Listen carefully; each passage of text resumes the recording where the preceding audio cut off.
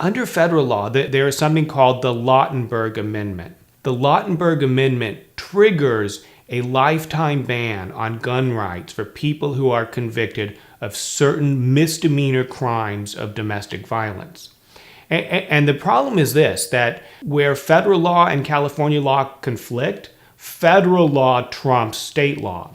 So even if you wait out the 10-year period and you would otherwise be eligible to have gun rights in California, if the Lautenberg Amendment applies, then you still have this lifetime prohibition against having a firearm. The good news is that the Lautenberg Amendment does not apply to every domestic violence conviction. We lay all of this out in a detailed article on our website about domestic violence convictions and gun rights. We invite you to read the article for further information.